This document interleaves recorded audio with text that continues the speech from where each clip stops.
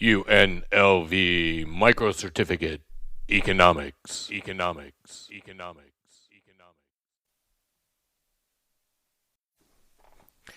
All right, so what did we learn from the big crash? We learned that the system lacked liquidity, which means the availability of money that was easy to spend. It wasn't that, well, two parts to this. One is the whole system needs liquidity, right? If we look at the whole system, it needs money and assets that people can get their hands on and spend. Banks want to be able to get loans. We lost businesses in 2008 and 2009 and 2010 that were perfectly legitimate, solvent businesses, but who ran their businesses by taking out loans. For example, a custom home builder will take out a building loan and then pay it off when the home gets built. Well, if the bank won't give you a building loan, your business is gone because you don't have the cash to build that house without the loan from the bank. So the whole system needs liquidity, from households to banks to everybody. We learned there was not enough supervision of loans, and we talked about that. We learned that banks can remove their risk, and we sort of talked about that. Those two things were in theory taken care of by this Dodd-Frank, though maybe not. We learned that the normal reserve that banks were carrying were not enough reserves. And we learned that we needed more options. The Federal Reserve needed more tools. Banks needed more access to capital within the system. We needed to change what we were doing. And you can see, again, we've talked about this a little bit in pieces, and it's hard because we're trying to take a part that would normally be, 5 or 6 hours of discussion in class, and we're taking it down to, an hour. Less than an hour. But the point is that we needed to change the system, and we know that we started this ample reserve system. We got rid of the traditional fractional reserve banking. We started this ample reserve system. We need to talk more in depth about what we did. And just to show you how effective it's been, and again, it wasn't effective enough when the pandemic came along, and so we're still learning stuff. But here's bank reserves, right? This is reserves that are available for use. These are money that you can do something with if you're a bank. Well, yeah. And then, poof, we get a mountain, okay? So the system, by its nature now, has a lot more available reserves in it, like trillions of dollars more available reserves in it than it had before. So we're going to talk about this stuff, and clearly worked to some extent, at least. All right. So some voids and things we need to know around all this. The Fed has this phrase they use called quantitative easing. Quantitative easing is a nice term for saying that they're increasing the money supply. Okay, you don't want to go around saying, we're increasing the money supply, because there's lots of bad connotations. Remember the quantity theory of money?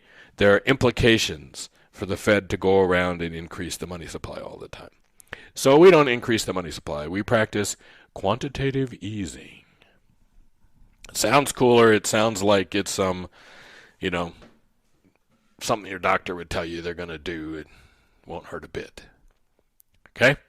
So quantitative easing. And again, traditionally they do this by buying U.S. bonds, by buying up the national debt. They buy U.S. federal government bonds.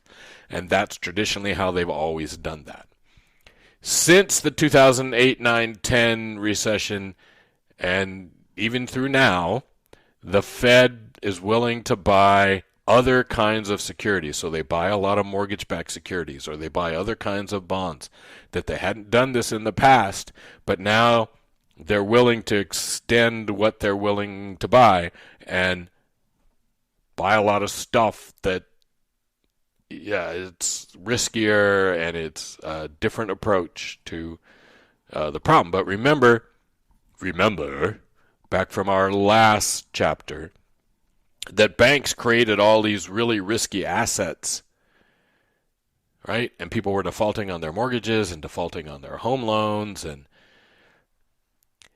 if you take the good stuff, if the Fed buys up all the good stuff and leaves the bank with the bad stuff, that's really not making sure the financial system is sound, right? Because now the banks are holding on to this bad loans and bad bonds and bad stuff. So the Fed, part of its goal is to create stability, right? One way it can do that is buy a bunch of these mortgage-backed securities or other things away from the banks, and that helps make the financial system more secure.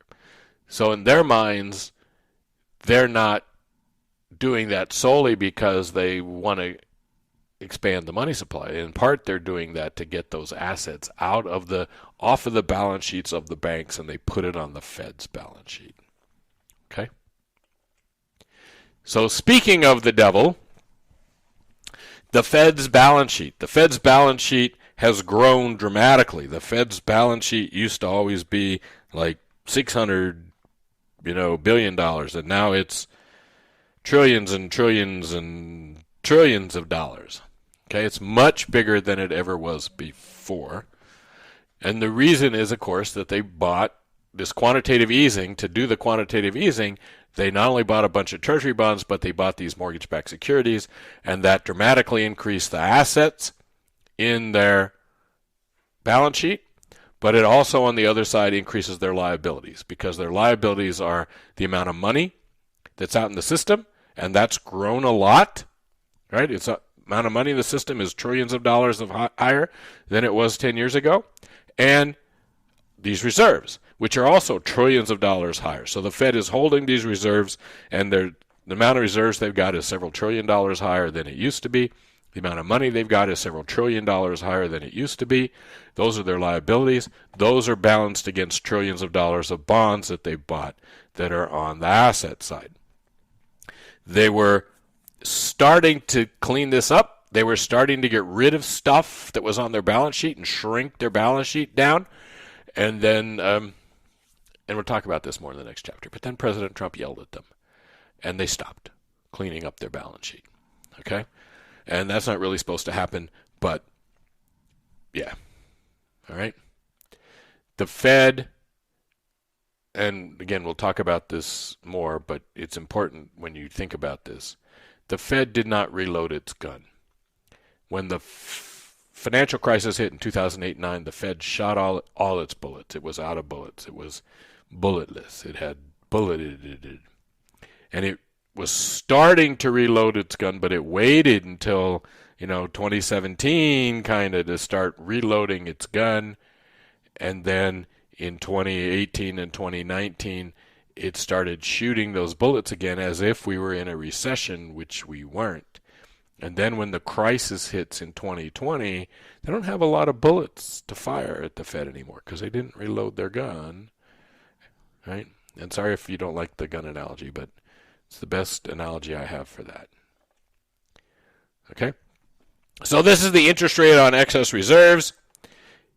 It only goes back, here because that's when it started, right? And then it was look at this, right? So you keep it low to help out during the recession, but then maybe you should have started making it go up here, right? And you could have made it go up slow. But we get to 2017, and then we really start pushing it up. And then 2018, the president goes, oh, get those interest rates down. And then it's starting to come back down, and then the crisis hits early 2020, and it basically goes way down. And again, why do we raise it? We raise it to make the Fed funds rate go up. And why do we lower it? We lower it to make the federal funds rate go down. When that Fed funds rate goes down to zero, that makes it easy for banks, or near zero, that makes it easy for banks to lend and borrow to each other. All right. So a lot of this falls under this term macroprudential policy. The point of macroprudential policy is that instead of the Fed being reactive and the Fed saying, oh, the economy is turning this down, we need to do something, the idea is to try to protect things from turning bad in the first place. Prudential, macroprudential. All right? And I put two people up here, Ben Bernanke and Janet Yellen. They used to, both of them, first Ben Bernanke and then Janet Yellen, were the chairs of the Federal Reserve. So Ben Bernanke, chair of the Federal Reserve, parts of the 2000s into the early parts of the. So a few years before the financial crisis, all through the financial crisis, then a few years after the financial crisis, and then Janet Yellen takes over for the Fed for a while, and then when Donald Trump becomes president, he fires her and puts in Jay Powell. So macroprudential policy includes things like stress tests on banks and this liquidity coverage ratio. So how do we make sure that banks have enough reserves? The answer is there's this liquidity coverage ratio plan, which is part of the Fed. I'm not going to tell you everything about it, and we'll talk about it more in a second. The rule itself, the document that tells a bank what to do, is something like 103 pages long. And then there's little addendums to it. So it's very complex. It's more complex than we need to understand. Okay? But the idea is that it's tailored to each individual bank. If you're a really small bank, if you're like a bank in Holyoke, Colorado, and you've got a few $1 million in assets in your bank, this doesn't apply to you at all. Okay? You don't have to worry about this. You've got to figure out how to run your bank in a safe manner, and the Fed's still going to look at your bank and make sure it's okay. But this is primarily intended to make sure that the big banks that most of us bank with, the big banks, are able to, again, deal with 30 days or more of a financial problem from their own resources. So depending on how that bank has structured its portfolio, that will determine the assets that it has to keep, the liquidity that it has to keep, and that system is called this liquidity coverage ratio. Big banks also have to go through, as part of this, these stress tests. So instead of waiting for a crisis to see if Lehman Brothers can survive it, which it can't, we run simulated financial crises on top of these banks and see if the bank can survive this simulated crisis. Okay?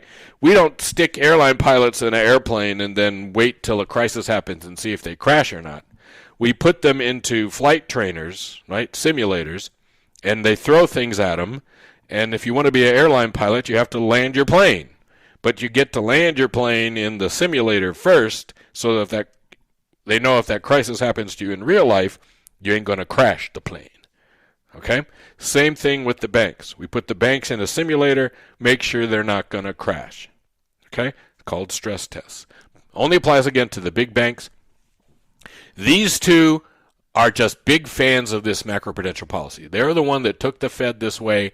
They're the ones that really believed in the stress tests and the other macroprudential policy. Jay Powell does not seem to be as big a fan of it, but the switch away from fractional reserve banking to this liquidity coverage ratio thing happens under his watch. So it's not that he's against it, but the three of them gave a panel discussion at a convention, and I know you're very excited about the idea of someday going to a convention full of economists. But it was clear at that discussion that Bernanke and Yellen are much bigger fans of macroprudential things, trying to prevent problems from happening first rather than reacting to them. They're much more a believer that the Fed can create rules that will prevent these problems ahead of time, and Jay Powell is a little more skeptical that the Fed can just come up with rules and operating procedures for banks that will prevent these crises from happening. Anyway, so that's a beautiful picture of Basel, Switzerland. In Basel, there's a thing called the Bank of International Settlements. And basically, it's a bank for central banks. So if you thought the world was confusing, that there's banks, and then there's the Federal Reserve, which is like the bank for the banks. Well, then there's this Bank of International Settlements, which is kind of like a bank for the central banks. It's not supposed to exist. At the end of World War II, the countries of the world got together and created this thing called Bretton Woods, and we'll mention that a little bit when we get to chapter 18, which is soon because we're at 15. But anyway.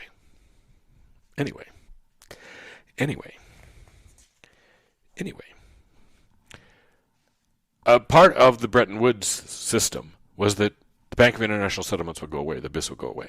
And its replacements are the International Monetary Fund and the World Bank. So there's not supposed to be a BIS. But that was 1947, so it's probably not going away. Anyway, a committee under this Bank of International Settlements that is the group of all the central banks, they created something that we call Basel III, which is a global regulatory framework. Coming out of the financial crisis of 2007, 8, 9, all of the central banks realized that what they were doing wasn't sufficient. They weren't paying enough attention to what the banks were doing. They weren't setting up a system. The system that they had in place, the fractional reserve system, wasn't providing adequate coverage. The banks didn't have enough assets, right? They didn't have enough liquidity. They weren't able to survive without a lot of help from the government, and they didn't want to do that anymore. So Basel III is this idea of things like this liquidity coverage ratio, like stress tests. It lays out a whole bunch of things that central banks should do within their country to try to make the system more stable on its own. So the idea of this Basel III, this global regulatory framework, and this is how you get conspiracy theories, right? Because you have an agency that's not part of any government anywhere, and it's telling every country in the world how to set up its financial system. Okay? But the U.S. largely follows this Basel III, and that's where we get this liquidity ratio and where we get stress tests and things like that. Okay? So again, this liquidity coverage ratio, it's about what they call high-quality liquid assets. So again, the basic document's 103 pages long, and then there's more. So if you're bored, right, you're sitting up one night and you cannot get to sleep, go to the BIS website and download Basel III and try to read it, and I guarantee you be snoozing soon. Okay? But the point of it is to not take the deposits of the bank and say, you got to keep 10% of your deposits. The point of this liquidity coverage ratio is to say your bank has to have high-quality liquid assets. It has to have enough high-quality liquid assets that it can cover its normal operations for at least a month in a crisis without help. All right, just think of it that way. And we'll talk about what the HQLAs are in a second. So again, we want the bank to survive a stressful 30-day period without any help. Again, in the old days, if you had to keep 10% and the economy comes under stress and loans aren't doing it, you might have to cut back on things. You might have to do things that are bad for the economy just to meet your 10%. And that 10% is just a random number that it's based on your deposits. It's not really based on what you're doing, your financial operations, blah, blah, blah. So the idea of the LCR is what a bank has to have, its resources, its assets that it has to keep in the bank are determined by what its operations are like. And banks with riskier operations are going to have more liquidity. Banks that are doing, right? So there's ratios, there's all this stuff, and it's complicated. But basically, what the bank has to do is keep a bunch of reserves, cash reserves, right? Money at the Fed or money in the bank, plus Treasury securities, plus mortgage-backed securities.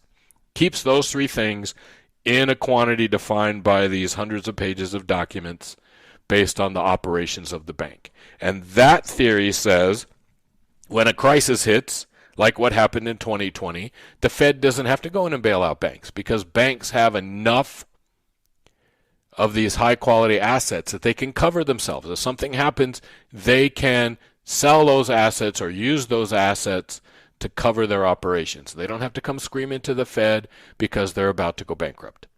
Okay? That's the idea behind this. That instead of the Fed having to watch and throw it, the system is able to take care of itself in a short-term crisis. It's able to function through it because the banks have these high-quality liquid assets that they can use to cover their operations. Okay? Now, why are mortgage-backed securities liquid? Good question, huh?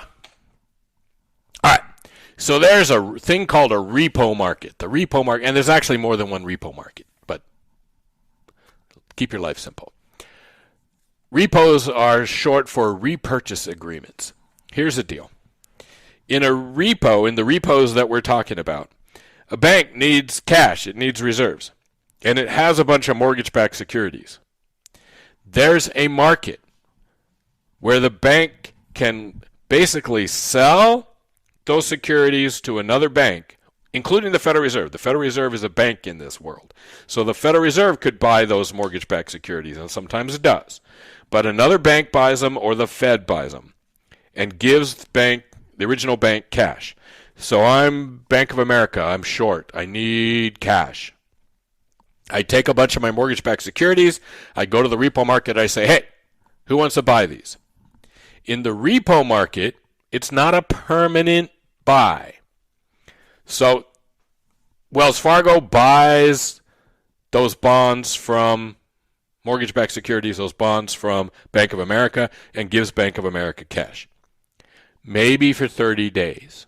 Maybe this is a 30-day deal, right? That's the kind of deal this is. It's like a 30-day deal, maybe. Maybe not even that long, but maybe it's a 30-day deal. Okay? At the end of that 30 days, why it's called a repurchase agreement is that Bank of America has already agreed to buy those bonds back at a higher price. So if I sold those bonds to Wells Fargo and they gave me $1 billion, a month from now, I buy those bonds back for $1 billion, 20 million. And they made $20 million in a month, Wells Fargo did, and I was able to cover my financial shortfall. Okay? Does that make sense?